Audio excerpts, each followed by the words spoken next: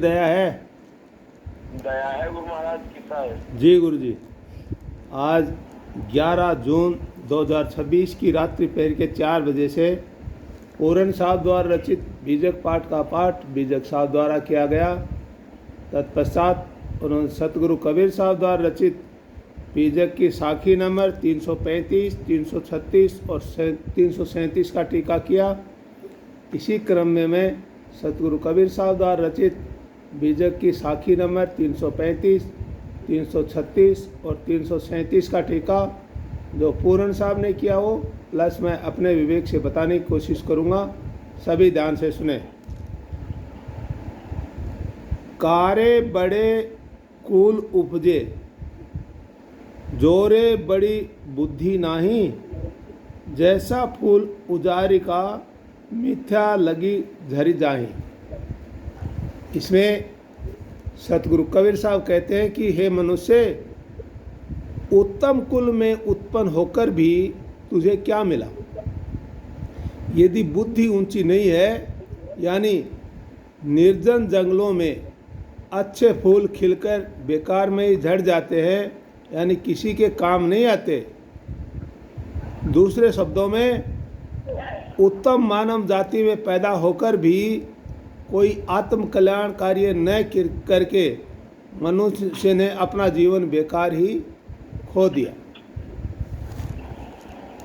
आगे कहा, करते किया न विधि किया, रवि शशि परी न दृष्टि, तीन लोक में है नहीं जाने सकलो दृष्टि। इसमें भी सतगुरु कबीर साहब बताते हैं कि आत्मसत्ता से अलग ईश्वर एवं देवी कल्पना करना तो ऐसा माया जाल है जिसे न तो किसी कर्ता ने बनाया है और न ही वह संयोग से बना।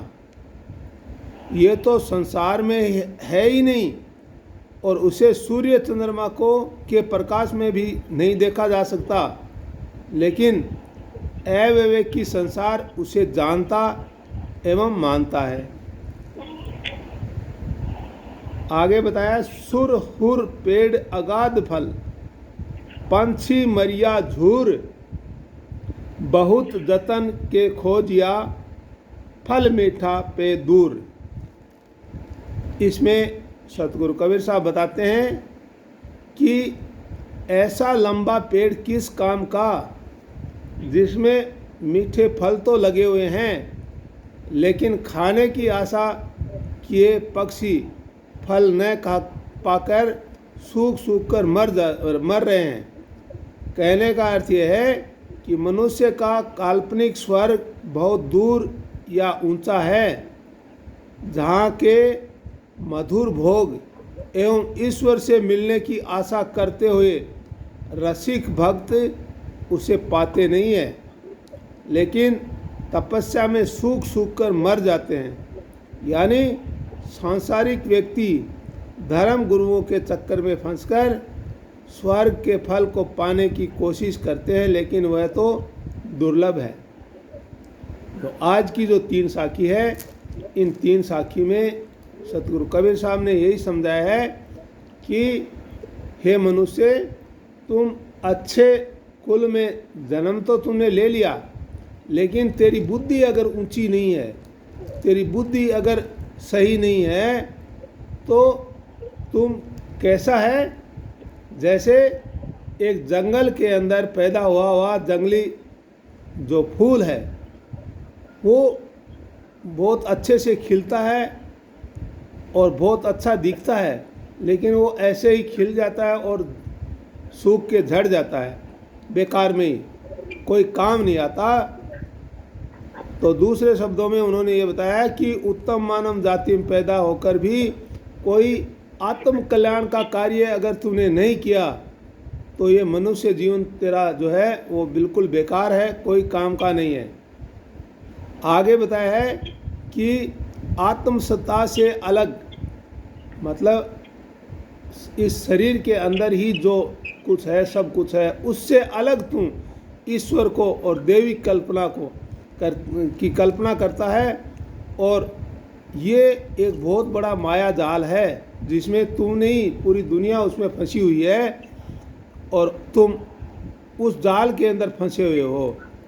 जो चीज़ है ही नहीं, न तो किसी ने उसको बनाया है और ना ही वो संयोग से बना है, जिसको चंद्रमा और सूर्य के उजाले में भी नहीं ढूंढा जा सकता, देखा जा सकता, लेकिन फिर भी दुनिया उसको मानती है और जानती है, मानती भी है और जानती भी है। आगे बताया कि मानती है, जानती नहीं है। हाँ, मानता भी है, वो अपने हिसाब से जानते भी है। वो ऐसे जानते हैं कि ये है, लेकिन होता नहीं है।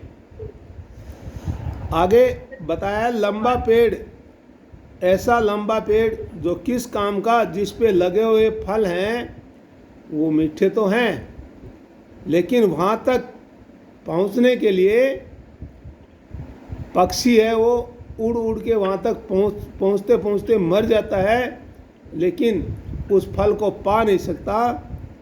ऐसे ही संसार के जो भोग हैं और ईश्वर से मिलने की जो आशा है, वो जो रसिक भक्त है वो तपस्या कर कर के सूख सूख के मर गए और मर रहे हैं, मर जाते हैं, लेकिन उस ईश्वर को वो हासिल नहीं कर सकते, प्राप्त नहीं कर सकते।